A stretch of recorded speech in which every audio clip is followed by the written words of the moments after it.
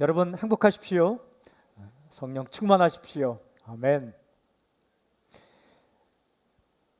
함께 읽은 마태복음 8장 18절부터 22절까지 말씀은 예수님을 따르고자 하는 사람과 예수님의 대화가 기록이 되어 있습니다. 두 가지 장면입니다. 하나는 서기관과 예수님의 대화 19절 20절 기록되어 있고, 또 하나는 제자와 예수님의 대화가 기록되어 있습니다. 21절 22절에 기록이 되어 있습니다. 이 두 사람의 상황이 다릅니다. 그러나 상황은 다르지만 공통 관심사를 가지고 주님께 나와왔어요. 19절에 이렇게 기록되어 있습니다. 저는 따르리다. 예수님을 따르고 싶은 관심을 가지고 예수님께 나와왔습니다. 여기서 따르다라는 것은 이제부터 예수님 믿겠다라는 의미보다는 이미 예수님 믿고 있는 사람이 주님을 따라 나서겠다라는 겁니다. 오늘 우리의 입장으로 말하자면 예수님 믿고 있는 우리가 어느 날 어떤 일을 좀 하겠습니다, 헌신하겠습니다 라는 의미로 주님께 아뢰는 거죠. 주님 따라 나선다는 것이 만만치 않습니다. 집을 떠나야 됩니다. 그리고 안정적인 자리를 떠나야 되는 거죠. 예수님께서 어떻게 이 말씀을 들으셨을까? 예수님은 22절 이렇게 말씀하십니다.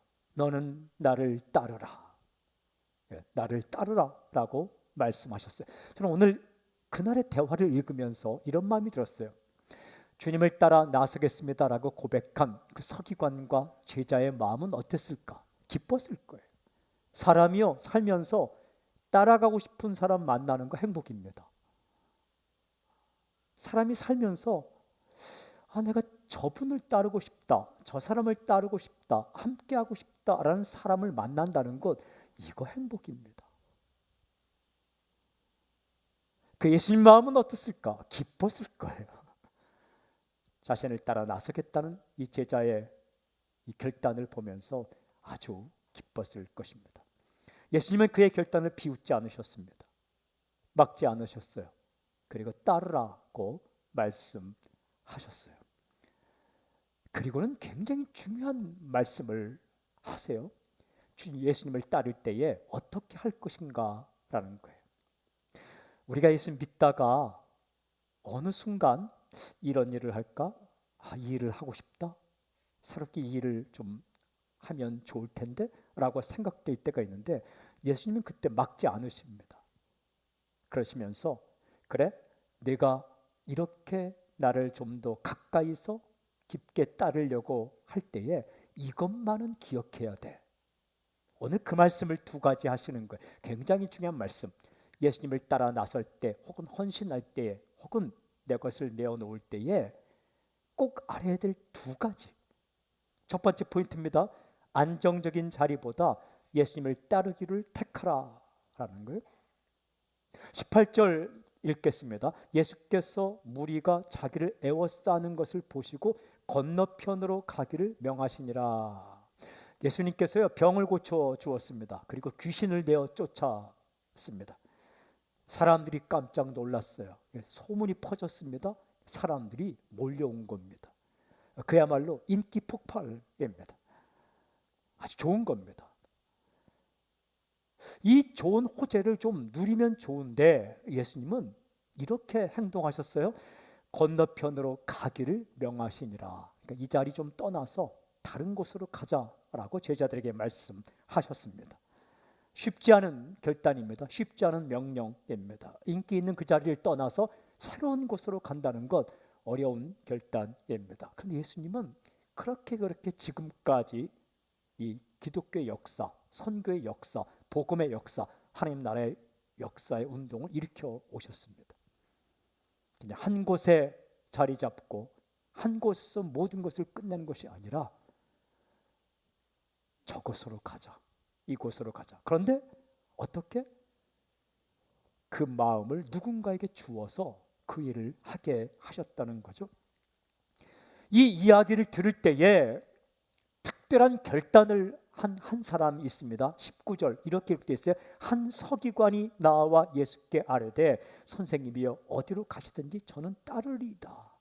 한 서기관은 전문적인 율법학자입니다. 오늘날 말하면 아주 실력 있는 신학자를 가리키는 거죠.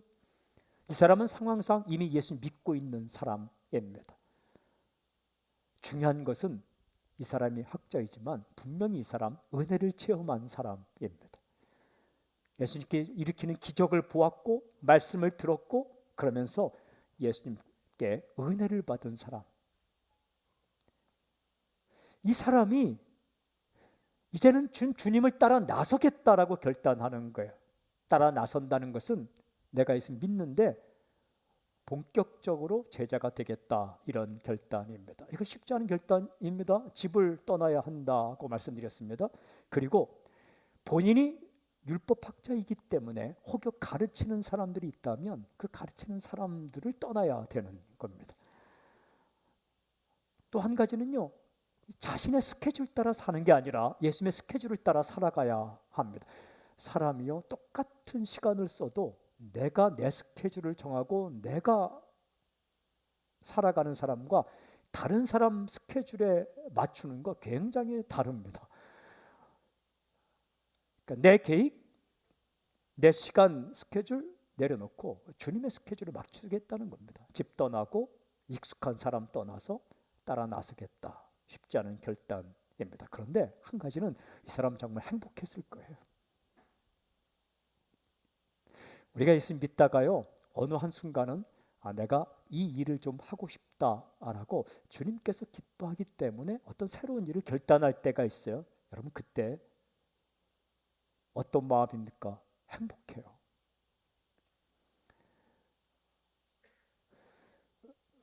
저는 이제 사역자로 이렇게 있다가 제가 신학생 시절에 20대 후반부에 신학대학원을 다니는데 이런 기도를 한 적이 있습니다. 그때 학생들이 제 마음에 이렇게 보여서 중학생, 고등학생들 황금 시기, 그때 어떤 결단을 하게 되었냐면 주님께서 나를 사용하신다면 내가 이 땅의 중학생, 고등학생들을 좀 살리는 이 사역에 헌신하고 싶다, 이런 생각이 들었습니다. 그래서 신학대학원에 다닐 때에 채플 예배를 드리면서 남들은 다 멀쩡한데 혼자 딱 무릎을 꿇고 결단을 했습니다. 하나님, 저를 이 땅에 청소년을 위한 사역자로 세워주시면 제가 최선을 다해서 그들에게 복음을 전하는 사역을 하고 싶습니다 라고 결단을 했어요. 그때 그 저의 마음이 어땠을까요? 행복했어요. 행복했어요. 뭔가 새로운 도전을 하는 것 같고 제 인생을 내어놓는 것 같은 이런 마음이 들고, 주님께서 이 일을 맡겨주시면 내가 어떤 일이 있더라도 이 일을 감당하고 싶다 할 때 굉장히 행복했습니다. 그런데 하나님께서 정말 기도를 들어주셨는지 그때부터 중고등부 사역을 한참 오랫동안 했습니다. 그들이 그 당시에는 이렇게, 지금은 다 이렇게 인터넷으로 음악을 다운로드 받아 듣지만 그 당시에는 카세트 테이프를 듣는 시기라서 그게 굉장히 비쌌습니다. 제가 기억하기로 한 2,000원 정도 됐는데 테이프 하나가, 그걸 사기가 뭐했습니다. 그래서 교회 고등학생들이 모이는 곳에 좋은 플레이어를 사다 놓고, 그리고 테이프를 제가 돈을 들여서 제 돈으로 많이 사다 놨습니다. 그리고 학생들에게 힘들고 어려울 때 이 교회를 들려라. 그러면 너희들이 듣고 싶은 곡을 마음대로 들어라. 듣다가 정말 이 곡이 좋다 하면 카세트 테이프 그냥 가져가라. 내가 다시 사다 놓는다. 훔쳐가는 거 아니다. 그냥 가져가라. 내가 말했다. 가져가라. 그냥 내가 주는 거다. 그랬더니 정말 아이들이 순종을 잘해서 많이 가져갔습니다. 사다 놓고, 그리고 아이들이 큐티할 수 있게끔 하기 위해서 그때는 도시락 싸갖고 다니니까 도시락 뚜껑에다가 제 얼굴을 캐리커처로 그려서 이렇게 웃는 모습으로, 그리고 거기다가 오늘 큐티 했나요? 탁 해서 그걸 적어서 도시락 뚜껑 열 때마다 깜짝 놀라서 큐티 안 하고 밥 먹지 않도록 해서 그것을 이렇게 붙여주기도 하고, 또 100명이 넘는 학생들의 이름을 다 불러가 밤새도록 이름을 불러가면서 그들의 이름을 적어놓고 하나님 이에게 말씀해 주십시오. 하나님 이 학생이 말씀해 주십시오. 학생의 형편에 따라서 말씀을 다 받아서 그걸 손으로 글씨를 써서 코팅을 해갖고 그걸 주일날 그날은 설교하지 않고, 왜 이렇게 여러 명에게 설교해야 되느냐? 나는 오늘 각자에게 설교하고 싶다. 그래서 한 명씩 불러서 그 말씀을 읽어주고 이렇게 기도해주고, 또 하고 싶은 마음이 어쨌든 그렇게 한 명씩 그러니까 어떤 아이가 제가 편지 썼더라고요. 전도사님, 저희를 다 선교사로 만들 작정이십니까? 그리고 여러분 영어를 알아야 된다 해갖고 토요일 오후에는 불러다가 영어 공부도 이렇게 시키고, 그렇게 하다 보니까 어느 날 다른 교회에서 또 초청을 하더라고요, 강사로. 그래서 가서 이렇게 메시지를 중고등학생에게 전하다 보니까 이 중고등학생들이 원하는 모습을 하면 어떨까 해서 머리 염색도 하고, 제가 평생 처음으로 머리 염색도 하고 퍼머도 하고 옷도 잘라 입고 이렇게 설교하다가 물을 막 머리에 부었습니다. 성령 충만이란 우리가 물을 먹는 정도가 아니라 물이 나를 뒤집어 싸는 것이다. 흥분한 나머지 옆에 있는 물통을 갖다 부었습니다. 이렇게 막 물이 막 머리에 흘러내릴 때에 아이들이 막 박수를 치더라고요. 성령 충만은 이런 것이다. 물이 나를 뒤집어 싸는 것이다. 그날 막 기도하고, 그런데 하나님께서 결단대로 사용해 주셨는데, 요즘도 중고등부 설교를 부탁하는 전화를 받으면서 하나님은 작은 것이었지만 그 20대 후반부에 이 젊은 사역자의 그 사랑하는 마음으로의 결단의 기도를 기뻐하셨구나. 그런데 그날 그 기도할 때 정말 기뻤어요. 부족한, 말도 별로 못하는 아주 그 내성적인 그 사역자였던 제가 한번 주님께서 불러주시면 내가 중학생, 고등학생들 그 마음 가운데 소망을 주고 희망을 주고 다시 좀 살리는 사역을 하고 싶습니다 라고 이렇게 결단할 때 정말 마음이 기뻤어요. 그날의 감격을 잊을 수가 없어요. 그 장소와 그 냄새와 그 분위기를 잊을 수가 없어요. 이 서기관이 그렇게 마음이 기뻤을 거예요. 흥분한 마음에서 이렇게 말하는 겁니다. 선생님이여, 어디로 가시든지 저는 따르리이다. 선생님, 저희 선생님 믿는데 이제는 좀 본격적으로 따라 나서고 싶습니다. 이렇게 고백을 하는 거예요. 예수님께서 그의 결단을 기뻐하신 거예요. 정말 기뻐하신 거예요. 여러분, 우리가 작은 결단을 해도 주님은 기뻐하세요. 주님, 저 이제 교회학교 선생님 할래요. 그래. 주님, 저 찬양팀을 할까요? 그래. 주님, 저 좀 안내를 좀 하고 싶은데요. 그래. 주님, 저 회사에서 신우회 모임을 좀 하고 싶어요. 그래. 고민 끝에 결단하고 무엇인가 크든 작든 주님께서 기뻐하는 일이기 때문에 내 스케줄을 좀 정리하고 그것을 할 때 기뻐하시는 거예요. 기뻐하시면서 주님은 그 헌신하고 결단한 사람의 마음이 아프지 않도록, 괜히 멋모르고 따라 나섰다가 힘들고 어려워서 주눅들지 않고 막 마음 슬프지 않도록, 혼자 울지 않도록 미리 한 가지를 말씀해 주셨어요. 그 첫 번째가 뭐냐면 20절에 이렇게 기록되어 있습니다. 예수께서 이르시되 여우도 굴이 있고 공중의 새도 거처가 있을 때 인자는 머리 둘 곳이 없다 하시더라. 중요한 말씀 이렇게 하셨어요. 여우도 굴이 있고 공중의 새도 거처가 있을 때 인자는 머리 둘 곳이 없다. 중요한 사실이 있어요. 그러니까 여우가 굴이 있고 새도 새 집이 있는데 나는 그냥 안정적으로 거할 자리가 없다, 이 말씀 하셨어요. 그러니까 너 나 따라오면, 나를 이렇게 따라오다 보면 그런 일을 겪을 수도 있어, 이런 말씀입니다. 여러분, 이 말씀은 중요한 한 가지 사실이 있어요. 예수님이 제자가 이 서기관이 제자가 되려고 할 때 그 열정을 꺾으려고 주신 것이 아니라, 이 서기관이 주님을 따라 나설 때에 혹여라도 중간에 힘든 일을 겪고 어려운 일을 겪을 때에 낙심하지 않도록 미리 말씀해 주시는 거예요. 이 말씀 무슨 뜻일까?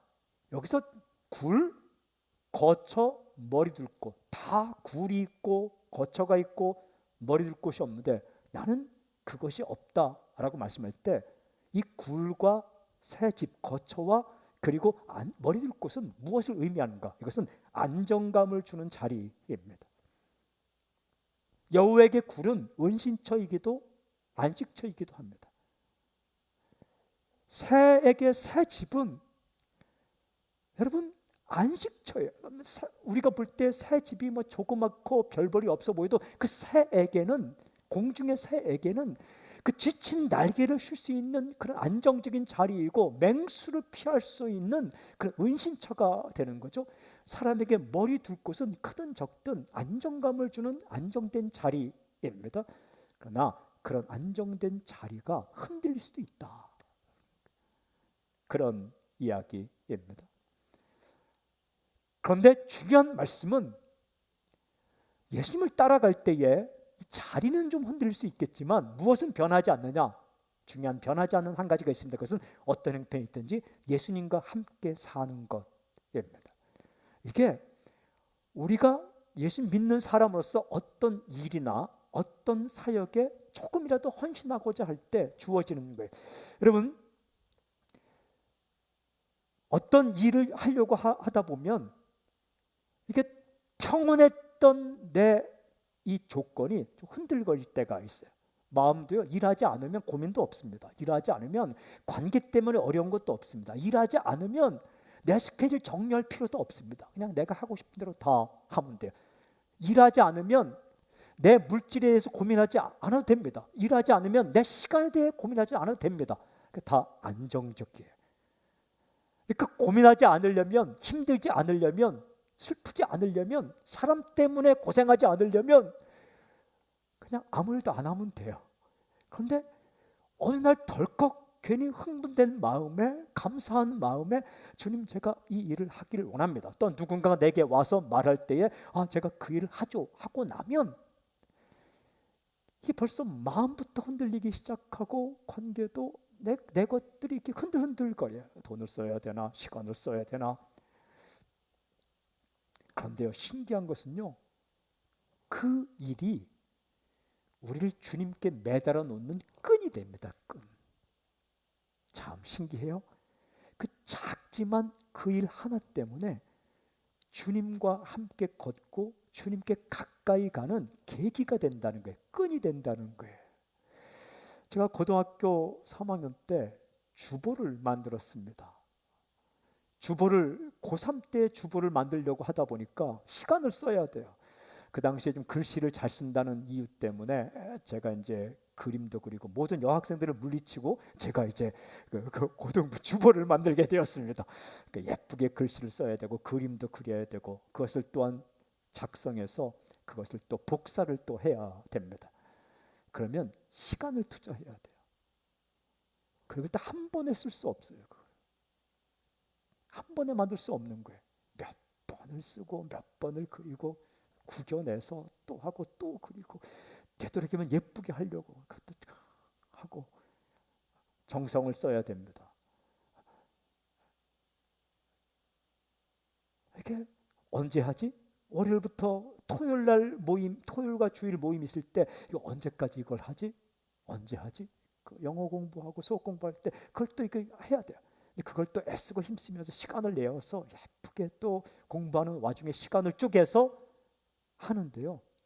신기하게 그렇게 작지만 누가 보더라도 그건 새 집처럼 작았어요. 여우의 굴처럼 작았어요. 그러나 제게는 그것이 저를 그 바쁜 와중에 제 생각이 딴 곳으로 가지 않고 예수님께 붙어 있도록 만들어낸 끈이 되었어요. 끈이. 멀리 가지 않도록, 떠나지 않도록. 어찌 보면 주님은 저를 사용해서 이용해 먹으려는 거 아니라 제 마음을, 제 시간을, 제 인생을 주님께 붙잡아 두기 위해서 그 작지만 새집 같은, 여우의 굴 같은 그 작은 사역을 저에게 주셨고, 제가 그것에 헌신할 수 있게 만드신 거죠. 그것은 저를 담당하고 있던 전도사님, 교육전도사님의 한마디로 시작되었습니다. 나준석 글씨를 잘 쓰는데 주보를 좀 만들어 보지 않겠니? 주님께서 저를 메어두려고, 묶어두려고, 딴 곳으로 보내지 않으려고 묶어준 작은 끈이었다. 사역이 그런 겁니다. 그런데 그런 거 하나 맞고 나면 이게 자꾸 흔들거린다는 겁니다. 그것을 예상해야 된다는 거예요. 여러분, 운동선수가 되고자 하는 사람은 앞으로 식단 관리와 훈련을 해야 될 준비를 해야 돼요. 그리고 음악가가 되고자 하는 사람은요, 철저한 자기 관리와 피나는 연습을 하겠다는 그런 예상을 또 해야 돼요. 학자가 되고자 하는 사람은 남들이 놀 때에 집중해서 책을 읽고 연구하겠다는 결단이 있어야 돼요. 예수님 믿는 사람으로서 어떤 작은 일을 하고자 할 때에는 감정만으로, 북받쳐 오르는 감성만으로 할 것이 아니라 일단 시작하면 내 시간도 쓰고 물질도 쓰고 흔들거리는 마음도, 고민과 갈등도 겪을 준비를 할 것이다. 그러면 주님께서 이 말씀하실 때 그것이 너에게 해가 될 것인가? 아니라는 거예요. 그것까지 포함해서 너에게 복이 된다는 거예요. 그렇지만 그것 때문에 너는 나와 함께 있을 것이다. 제자의 삶이라는 게, 주님을 따라가는 삶이라는 게 늘 길 위에 있는 인생입니다. 늘 움직입니다. 변하지 않는 한 가지는 무엇이냐? 지금 예수님께서 나와 함께 하신다. 그리고 나머지는 이렇게 변해가는 거예요. 다른 모든 것은 변수고 예수님과 함께 있는 게 상수입니다. 변치 않는 것이죠. 우리가요, 안정적인 것만 찾아 헤맨다면 아무것도 할 필요가 없습니다. 도전할 필요도 없고. 그런데 주님은 그렇게 내버려두지 않는다는 거예요. 처음에는 그냥 이렇게 주님 믿는데 어느 한순간 우리 마음 가운데 내가 이 일을 할까라는 마음을 주실 때가 있어요. 누구에게도 주십니다. 모든 사람에게 그렇게 주님께서 주십니다. 나는 절대로 일평생 예수 믿는 동안 어떤 봉사도 하지 않을 거야. 봉사 지긋지긋해, 일 지긋지긋해. 그런데요, 어느 날 주님께서 내게 보여주실 때가 있고, 누군가 내게 찾아와서 영적 리더 혹은 팔로우를 통해서 이 일을 좀 하지 않겠는가라고 요청할 때가 있다는 거예요. 그럼 그게 그렇게 중요한가? 중요합니다. 왜? 하나님께서 이 땅 가운데 하나님 나라 운동을 하실 때에 예수 깃발을 높이 들고 이 땅 가운데 사람을 살리고 하나님의 나라를 세워 가실 때에 겨자씨만큼 작게 시작한 하나님의 나라가 이 나무처럼 크게 되어서 사람들을 살릴 때에 하나님께서 한 사람 한 사람을 사용하십니다. 그런데 어떻게 사용하시냐면 결단하는 한 사람을 사용하세요. 이게 집회가 중요한 거예요. 집회에서 결단이 일어납니다.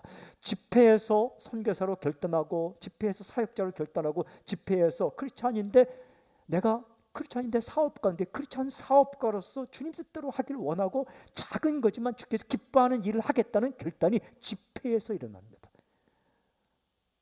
그 집회가 중요한 거예요. 그런데 한 번의 결단으로 끝나는 게 아니라 그 결단 이후에 그 일을 하다 보면 마음이 흔들릴 때가 있고, 속상할 때가 있고, 힘들 때가 있고, 어려울 때가 있고, 괜히 내가 이 일을 시작해서 내 안정적인 자리도 흔들거릴 때가 있다는 거죠. 그런데 그 작게 보이는, 구체적으로 보이는 그 헌신으로 인해서 주님께 가까이 붙들리게 되는 그런 계기가 되는 거죠. 그러니까 우리가, 나는 이 자리에서 평생 있을 거야. 당신의 그 결단에도 주님은 새로운 사람을 보여주시고 또 새로운 일을 당신에게 맡겨주기 위해서 당신의 가슴을 두들길 때가 있습니다. 그러니까 내가 원해서 그렇게 할 때도 있고, 남이 내게 요청할 때도 있고, 또한 나는 이 자리에서 안정적으로 이 일을 하고 싶은데 어쩔 수 없이 떠날 때도 있습니다. 막힐 때도 있는 거죠. 그래서 이것이 길 위에 있는 인생처럼 이게 움직인다는 거예요. 움직인다는 겁니다. 이 예수님과 서기관의 이 대화를 아주 가까이에서 들었던 베드로, 머리 둘 곳을 찾고 거처를 찾지만 나와 함께 이렇게 떠다닐 수 있다는 이 이야기를 들은 베드로, 가까이서 들었던 베드로는 나중에 후에 베드로 전서와 베드로 후서를 쓰면서 크리스천의 삶을 어떻게 정의하느냐, 딱 한마디로 크리스천의 삶을 정의합니다. 나그네라고 정합니다. 나그네. 베드로전서 1장 1절에 이렇게 씁니다. 예수 그리스도의 사도 베드로는 본도, 갈라디아, 갑바도기와 아시아와 비두니에 흩어진 나그네 성도를 나그네라고 규정합니다. 한 곳에서 머물지 않고 움직인다라는 거예요. 베드로전서 1장 17절은 이렇게 권면합니다. 외모로 보시지 않고 각 사람의 행위대로 심판하신 이를 너희가 아버지라 부른즉 너희가 나그네로 있을 때를 두려움으로 지내라. 나그네처럼 살아도 두려움으로 지내라. 어느 곳에 있든지 주님과 함께 동행하는 인생을 살아라라고 말씀하시는 거죠. 그러니까 이게 인생의 위치가 자꾸 바뀐다는 거예요. 자리가 바뀐다는 겁니다. 믿음장이라 불리는 장이 있는데 히브리서 11장입니다. 히브리서 11장에 보면 믿는 사람의 인생을 딱 한마디로 정의합니다. 히브리서 11장 13절 이렇게 정의해요. 이 사람들은 다 믿음을 따라 죽었으며, 믿음의 사람들은 약속을 받지 못하였을 때 그것들을 멀리서 보고 환영하며 또 땅에서는 외국인과 나그네임을 증언하였으니, 이 땅에서는 어떻게 살았는가? 외국인처럼 살았다. 그러니까 이민자처럼 살았다. 그리고 나그네처럼 살았다. 이게 크리스천이라는 거예요. 사랑하는 여러분, 당신이 어느 곳에 태어나서 한 곳에서 자라고 한 곳에서 결혼하고 한 곳에서 끝까지 살아도 언젠가는 그 자리 떠난다라는 거예요. 하늘나라 갑니다. 그러니까 이 땅은 아무리 뿌리 내려도 나그네, 언젠간 떠난다. 이방인, 외국인, 언젠가는 떠난다라는 겁니다. 더군다나 내가 지금까지 안정적으로 생각하는 모든 것들은 움직일 수밖에 없다. 예수님께서 그렇게 말씀하셨어요. 나는 이 땅에 머리 둘고, 그러니까 나는 이 땅에 정을 주지 않는다. 최선을 다해 살지만 움직이며 산다. 너 나를 따라올래? 내 제자가 되려고 하면 그런 결단을 하고 나를 따라오길 바란다 라고 말씀하십니다. 사랑하는 여러분, 이렇게 살다 보면 새로운 일을 도전해야 될 때가 있어요. 새로운 일이 내게 맡겨줄 때가 있어요. 특별히 예수님께 헌신하는 일과 연관돼서 그런 일이 주어질 때가 있습니다. 그냥 비근한 예로 들어서 교회 안의 사역으로 들자면 무슨 주차위원, 안내위원, 그리고 헌금위원, 순장, 교사, 찬양팀, 예배팀, 여러 가지 교사, 이런 헌신한 팀들이 있습니다. 이건 작은 게 아니에요. 이게. 저는 일중심주의 목회자는 아닙니다. 그러나 믿는 크리스천들이 어떤 작지만 한 가지 사역이라도 이게 연결되어 있는 것, 그런 기회가 왔을 때에 부담이 되지만 새롭지만 그것을 나에게 맡겨준 사역으로 맡고 주님을 따른다는 심정으로 헌신할 때 그게 굉장히 그 사람의 신앙생활에 주님과의 연결성이 흐트러지지 않고 주님과의 연결의 끈이 이렇게 느슨해지지 않게 역할을 한다는 거죠. 교회 안에서의 사역뿐만 아니라 교회 밖에서의 신유의 사역이라든지 고아원 사원 사역, 양로원 사역, 지역주인 섬기는 사역, 누군가를 정말 사랑하며 중보기도 하는 사역, 이런 어떤 것이든지 한 가지를 붙잡는 것은 굉장히 중요한 겁니다. 그런데 그것을 딱 하기로 결정하면 이게 지금까지 좀 안정적인 것이 흔들릴 수 있다는 겁니다. 괜히 그 일 때문에 새로운 사람 만나서 그 새로운 사람 그 비유 맞추느라고 그 관계하느라고 안 하던 고민을 하게 된다는 거예요. 안 쓰던 돈을 써야 됩니다. 안 쓰던 시간을 써야 돼요. 안 하던 자신의 그 삶의 부분들을 또 해야 되는 거죠. 그런데요, 그렇게 하면서 그 일을 통해 주님과 끈을 가지고 있는 게 이게 복 중에 복입니다. 제가 오늘 이 말씀을 묵상하면서 또 일부 예배를 드리면서 그래 맞아, 주님은 나를 이용하려고 하는 게 아니었어, 이런 생각이 참 많이 들었어요.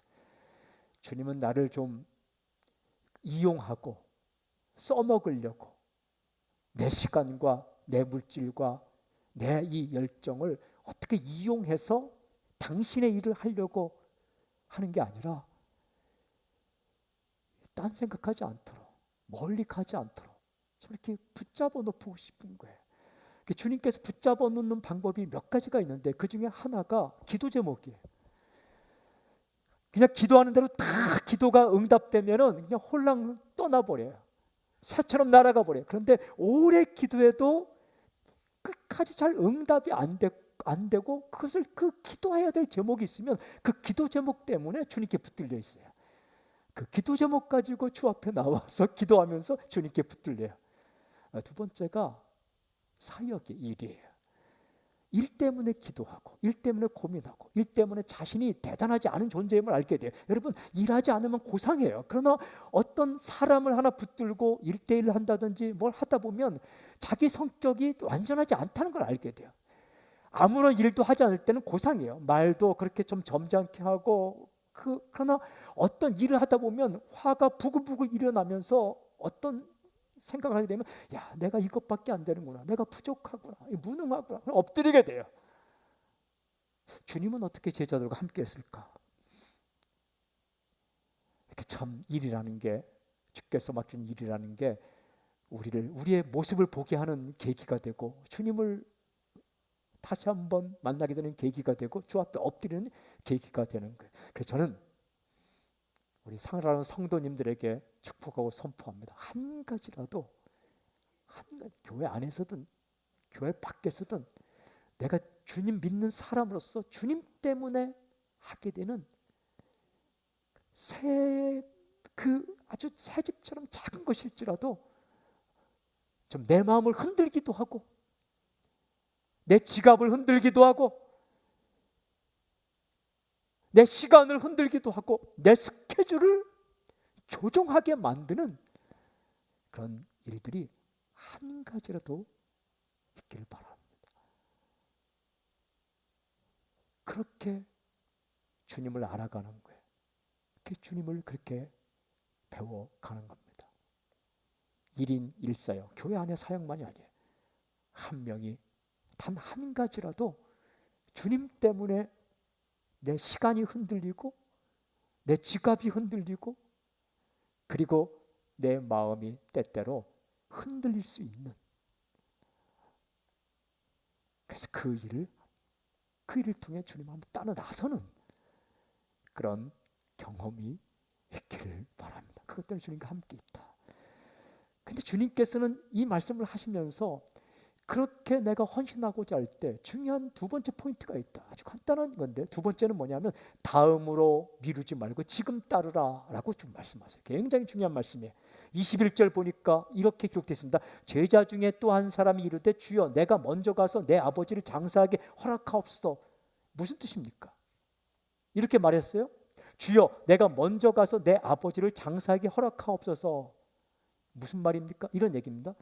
주님, 내가 주님을 따르겠습니다. 내가 그 일 한다고요. 내가 하겠습니다. 안 하는 거 아닙니다. 그런데 먼저 할 것이 있습니다. 내 아버지를 장례 치르는 것, 이것 한 다음에 내가 하겠습니다. 이런 고백입니다. 예수님께서 어떻게 말씀하셨어요? 이렇게 말씀하셨어요. 22절. 예수께서 이르시되 죽은 자들이 그들의 죽은 자들을 장사하게 하고 너는 나를 따르라 하시니라. 굉장히 충격적인 말씀하셨어요. 죽은 자들이 죽은 자를 장사하게 하고 너는 나를 따르라. 굉장히 정이 없어 보이기도 해요. 마치 부모 공경을 하지 않아도 되는 것처럼 말씀하는 것 같아요. 그렇지 않아요. 마태복음 15장 4절에 오면 예수님 분명히 부모를 공경하라고 말씀하셨어요. 하나님이 이르셨을 때 내 부모를 공경하라 하시고 또 아버지나 어머니를 비방하는 자는 반드시 죽임을 당하리라 하셨거늘. 그러니까 이만큼 예수님은 부모 공경을 우리가 해야 된다. 크리스찬이라면 더 해야 된다라고 말씀하셨어요. 그런데 이 말씀은 무슨 뜻일까? 주님, 내가 내 아버지의 장례를 치러야만 당신을 따르겠습니다. 예수님께서 그냥 죽은 자들로 죽은 자 장례하게 하고 너는 날 따르라 라고 말씀하셨을 때 의미가 무엇일까? 좀 한 가지 생각해 볼 질문이 있어요. 이 제자가 와서 내가 내 아버지 장사하게 하옵소서 할 때 지금 아버지가 돌아가셨다는 이야기인가? 아니면 내 아버지가 지금 나와 함께 계신데 내 아버지가 돌아가실 때까지 내가 내 아버지를 잘 섬기고 내 아버지가 돌아가시게 되면 그 장례를 치르고 나서 내가 내 아버지에 대한 부담이 사라질 때, 내가 좀 자유하게 될 때, 내 아버지에 대한 부담으로부터 내가 자유하게 된 날, 그때 가서야 주님을 따르겠다는 말일까? 후자입니다. 지금 아버지가 돌아가셨다는 이야기가 아니라 나에게는 내 아버지가 부담으로 있습니다. 주님을 지금 따라서 내가 충성하고 따라가고 싶지만은 내가 언젠가 내 아버지가 돌아가시고 내 아버지의 장례를 잘 치르고 나서 내 아버지에 대한 부담으로 자유케 되는 날, 내가 그때 주님을 따라 나서겠습니다. 이런 이야기입니다. 그때 예수님 말씀하신 거예요. 장례?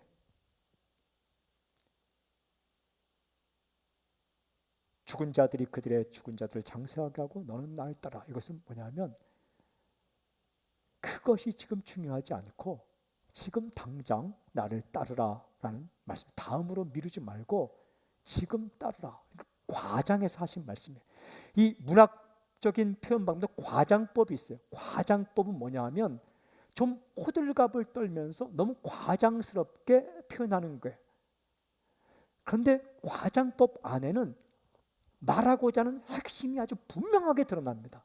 예를 들면 나는 지금 당신을 위해 하늘에 가서 별이라도 따주고 싶어. 이건 과장법이에요. 어떻게 하늘로 올라갑니까? 어떻게 별을 땁니까? 별을 딸 수 있는 겁니까? 과장법이에요. 그런데 그 과장법 말 속에는 뭐예요? 나는 네가 원하는 거 다 해주고 싶어라는 마음이 있는 거죠. 죽은 자들로 죽은 자를 장사하게 하고 너는 지금 나를 따르라는 이 과장스러운 말씀 가운데는 굉장히 핵심 내용인데, 그 핵심 내용이 뭐냐면 다음으로 미루지 말고 지금 당장 나를 따라 나서라라는 주님의 메시지가 있는 거죠. 헌신이 다 그런 거예요. 내가 하고 싶은 것 다 한 이후에 나에게 있는 문제가 다 해결된 다음에 사람들은요 다 부담되는 부분이 있어요. 자녀에 대한 부담도 있고 부모에 대한 부담도 있고 사업에 대한 부담도 있고 내 인생에 대한 부담도 있고, 부담 없는 사람이 누가 있습니까? 그 부담스러운 것이 다 해결되었을 때 내가 지금 주님이 원하시는 그 일을 하겠습니다. 못합니다. 언제 모든 부담부터 자유케 됩니까? 죽어야 끝나는 거예요. 이 땅에 있는 동안은 다 무엇인가 부담이 있고 매여 있고 나를 붙잡아 매는 게 다 있습니다. 학생 때는 공부해야 되는 것이고 사업할 때는 돈 벌어야 되는 것이고 부모에 대한 부담도 있고 자녀에 대한 부담도 있고 내 인생에 대한 부담도 있고,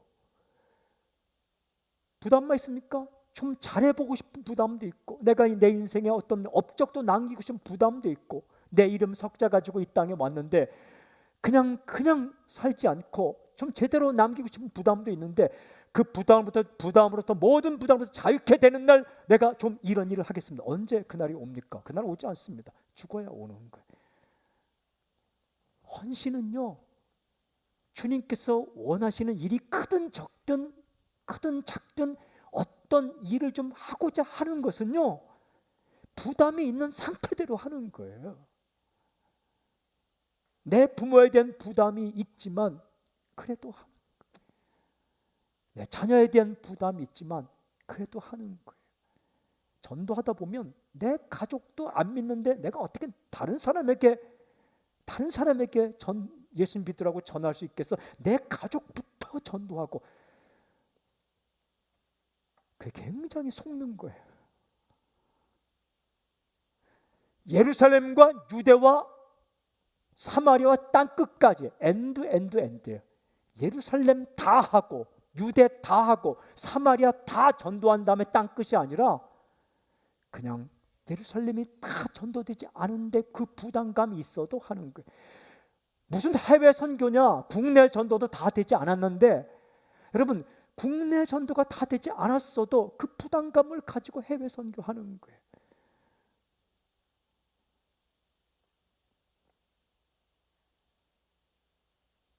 늘 부담이 있는 상태에서 따라 나서는 거예요.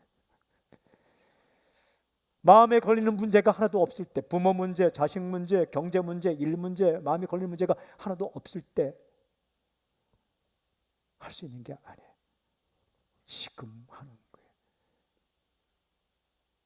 부담감이 있지만 주님께서 말씀할 때, 지금은 언제냐? 주님께서 내게 감동을 주실 때, 어느 순간 내가 이 일에 작을지라도 이 일을 좀 하고 싶다라는 결단이 설 때가 있어요. 또 작게 보일지라도 누군가 내게 와서 요청할 때가 있어요. 또 작게 보일지라도 내가 그 일을 할 수밖에 없는 상황에 몰릴 때가 있어요. 아무도 없어요. 나밖에 없어요. 내가 해야 돼요. 그럴 때가 있습니다. 그때에 미루지 말고 내가 하고 싶은 일 다 한 다음에 시간 내 마음대로 다 쓰고 돈 내 마음대로 다 쓰고 여유가 생길 때, 마치 주님께 서비스 하듯이 이제 좀 주님 내 시간 가져오세요. 이 나머지 내 물질, 내 나머지 물질 가지고, 그렇게 헌신하는 게 아니라 나도 지금 내 시간을 써야 되고 내 물질을 써야 되고 내 인생을 살아야 되고 이 부담스러운 문제 때문에 내가 투자해야 되지만, 그렇지만 지금 주님이 원하신다면 내 소중한 시간과 물질과 내 정성과 내 달란트와 내 것을 쓰십시오. 저는 이렇게 달란트를 가진 사람들을 이렇게 많이 봤는데 두 부류의 사람이 있더라고요.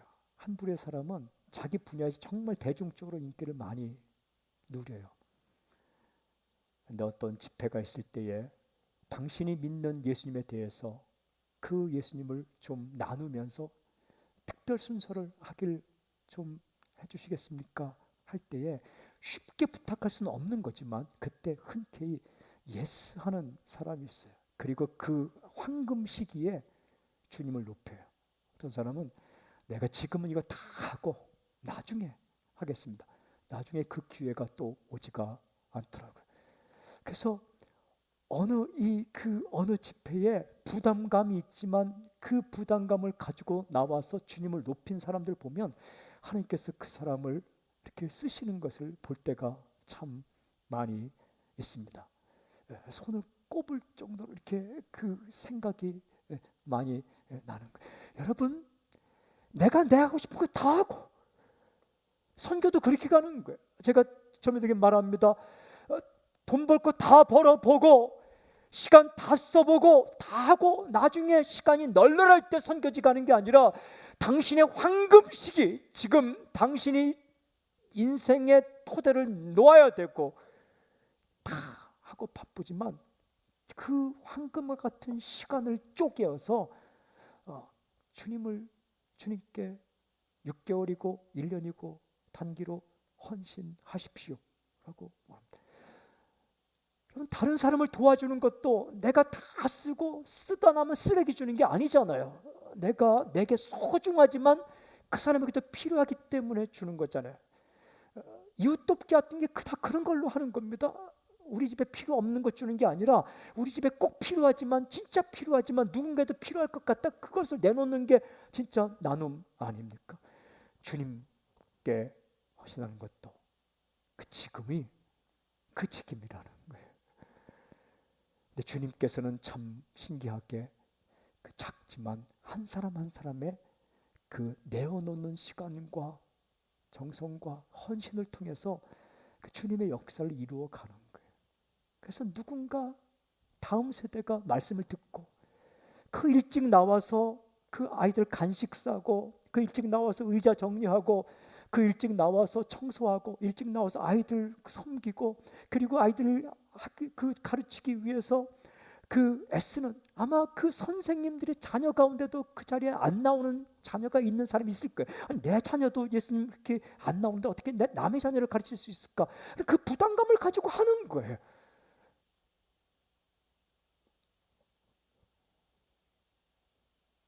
그러다 보면 하나님께서 그 자신이 가지고 있는 부담감도 이렇게 풀어주시는 거예요.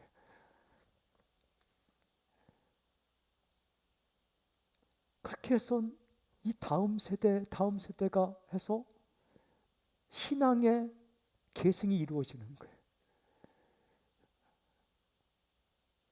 신앙의 계승이 이루어지는 거예요. 대학생 시절에 그 바쁜 와중에 시험철에도 그 공과 공부를 준비해서 와서 가르친 고등부 선생님의 말씀을 듣고 저도 자란 거예요.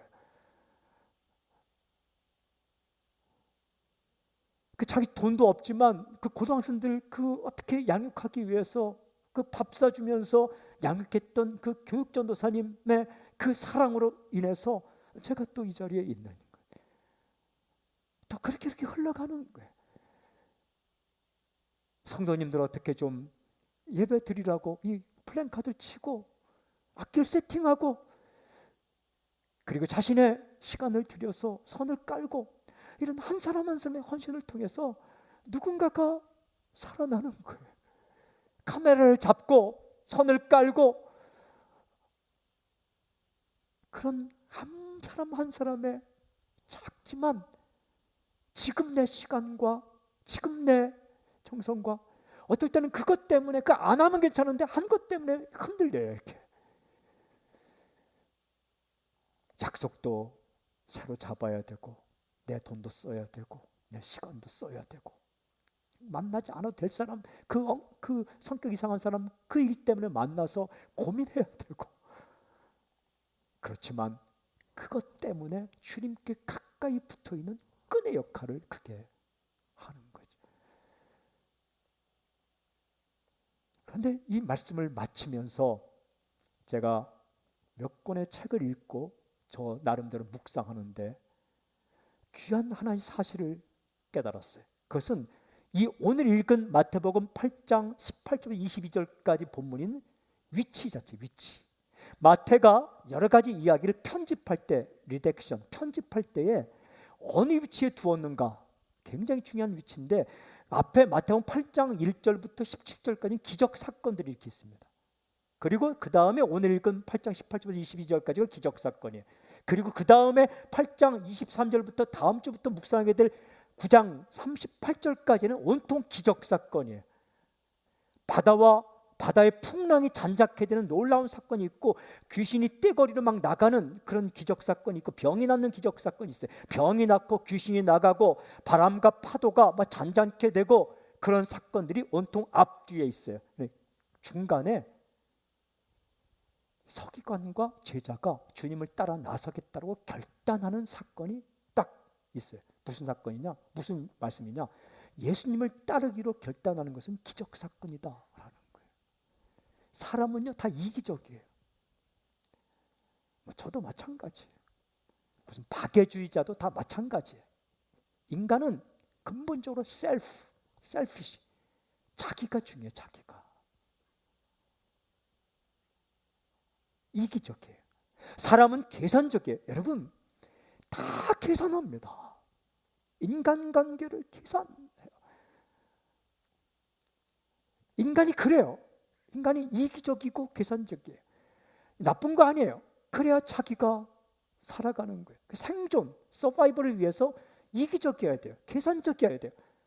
그런데 그렇게 이기적이고 계산적인 이 인간이 주님을 만나면서 주님을 믿기로 결정하는 것도 기적이에요. 기적 중에 기적이에요. 주님을 믿기로 결정하는 게 기적이에요. 왜냐하면 인간은 다 자존심이 있어요. 누구를 주인으로 모신다는 것, 이건 굉장히 힘든 거예요. 근데 예수님을 나의 주인으로 모신다는 것, 이건 기적 중에 기적이에요. 그런데 예수 믿은 사람 가운데 살다가 내 시간과 물질과 내 삶의 한 부분을, 소중한 부분을 주님을 위해 내어놓고 헌신하기로, 어떤 일을 하기로 결정하는 것. 돈이 생기는 일도 아니고 그런 일인데, 이기적이고 계산적이고 자기중심적인 이 인간이 작게 보이는 일일지라도 어느 하나를 위해 자신의 것을 내어놓고 주님이 기뻐하는 일이라면 하겠다고 결정하는 건 기적사건이라는 거예요. 이게 정말 기적사건이에요. 병이 낫는 것보다 더 기적적인 것, 한 사람이 변하는 것, 한 사람이 예수 믿고 한 사람이 어떤 일에 헌신하는 것, 이건 기적사건이에요. 그런 사건을 통해서 주님은 지금도 하나님의 나라 운동을 펼쳐가는 거예요. 저 아프리카 오지에, 사람이 가지 않는 땅에, 그런 곳에 한 사람 한 사람을 세워서 하나님 나라 운동을 일으키는 거예요. 여러분, 지금도 학원 캠퍼스에 그 작은 사례비도 아니고 작은 사역비를, 학생들이 5,000원, 10,000원씩 내는 후원비를 받아서 사역하는 헌신자들이 캠퍼스마다 있어요. 병원에도 그 병원 사역자들이 있어요. 교도소에도 교도소 사역자 있어요. 그 거부하는데도 애쓰고 힘쓰며 부탁해서 가서 전도하고, 자기 돈 쓰고 자기 물질 쓰고 자기 시간 쓰고 자기 정석 쓰고 욕 먹으면서도 전도하는 사람들, 그런 사람들, 회사에서 그 짬을 내어서 점심을 얼른 먹고 함께 모여 그 복음을 위해 기도하는 신호의 회원들, 이런 사람들을 통해서 하나님의 나라 운동이 일어나고 있는 거예요. 예수님은 거대한 물적 자원과 거대한 것들을 활용해서 한꺼번에 끝내지 않고 한 사람 한 사람이 변하는 기적적인 사건을 통해서 초등학생, 중학생, 혹은 어린아이, 혹은 젊은이, 혹은 연세든 사람들의 작은 헌신들을 통해서 지금도 기적을 일으키며 복음의 역사를 써가고 있는 겁니다. 27살이라는 젊은 나이에 아무도 밟지 않는 이 땅을 밟으면서 이 한국의 복음의 역사가 시작되는, 언더우드 목사님, 아페슬 목사님, 다 그런 역사예요. 여러분, 우리가 이 땅에 살면서 예수님을 믿으면서 어느 한순간은 아주 작든 크든 관계없이 주님 때문에 내 시간과 물질과 마음이 흔들거릴 수 있지만, 괜한 고생하는 것 같지만 이렇게 하고 싶을 때가 있고 해야 될 때가 있고 할 수 있을 때가 있고 할 기회가 있어요. 근데 그것이 늘 똑같지가 않고 늘 바뀌어갈 수 있는 거죠. 그때 그 주님의 초청에 예스하시고 그것을 할 수 있길 바랍니다. 근데 그것이 주님을 가까이 따라가고 떠나지 않게 하는, 멀리 가게 하지 않는 끈의 역할을 한다는 거예요. 그런 일을 시작해서 지금 해오고 있는데, 괜히 했어, 이거 괜히 하는 거 아니야? 라는 마음이 있는 사람이 있으면 그 괜히를 접길 바랍니다. 은혜는 괜히를 접는 거예요. 괜히 그걸 딱 접는 거예요. 힘들고 어려운 사람 있습니까? 오늘 힘을 낼 수 있길 바랍니다. 그리고 요즘 고민하는 분 계십니까? 하십시오. 다음으로 미루고 있는 사람 있습니까? 아니요, 지금 하십시오. 지금. 이 부담이 있는 것 있습니까? 여러분, 부담은 항상 있는 겁니다. 당신이 무엇 때문에 부담인지 아십니까? 내가 아니면 누가 하지? 내가 아니면 할 사람이 없는데 그 일? 아니에요. 누군가는 그 일을 합니다. 누군가는 또 그 일을 합니다. 주님께서 이 마음 주실 때는 이 일은 당신이 해야 됩니다. 거창하게 헌신이란 말을 쓰지 않더라도 주님의 제자로, 주님을 따르는 자로 이 땅에 살아갈 때 주님은 가까이 따라오는 우리에게 너 이것을 내가 좀 하지 않겠니? 라고 마음속의 결단으로 혹은 누군가의 초청으로 혹은 그 상황상 그 일을 할 수밖에 없는 상황이 있을 때 기쁨으로 하십시오. 그리고 그런 일을 나에게 달라고 기도하십시오. 이 처음으로 돌아가서 수많은 사람 가운데 주님을 따르겠습니다라는 서기관, 그리고 주님을 따르겠습니다 결단하고 있는 이 제자, 그의 마음은 흥분되어 있을 거예요. 기뻤을 것입니다. 행복했을 것입니다. 그 행복과 기쁨, 그리고 그의 말을 듣는 예수님은 기뻤어요. 니까지 깨라고 말하는 게 아니에요. 그래 고마워. 그런데 너희가 나를 따라올 때 꼭 이것만은 명심해야 돼. 첫 번째, 나를 따라오면 이 땅이 나그네처럼 살아갈 때에 내가 안정적으로 가지고 있던 것이 약간 흔들릴 수 있어. 그러나 그것 때문에 나와 늘 함께 하는 것, 나와 함께 있는 것, 변치 않는 것을 누릴 수 있을 거야. 그리고 또 한 가지는, 그래 그런 마음이 있어? 부담되는 게 한두 가지가 아니지. 다음으로 미루지 말고 지금 그렇게 하자라고 주께서 말씀을, 그렇게 해서 지금까지 복음이 흘러온 거예요. 수많은 천사들을 통해서 한꺼번에 복음의 역사를 이룬 게 아니라 그렇게 자신의 것을 내어놓은 시골의 어떤 한 사람을 통해, 저 구석진 곳 한 사람을 통해 그렇게 복음의 역사가 지금까지 흘러왔고 지금도 흘러가는 거예요. 저는 선포하고 축복합니다. 아멘 하십시오. 쓰임받는 당신이 될지어다. 쓰임받는 당신이 될지어다. 쓰임받는 사람 살리는 교회가 될지어다. 할렐루야. 그렇게 행하실 주님을 찬양합니다. 아멘. 아멘. 할렐루야.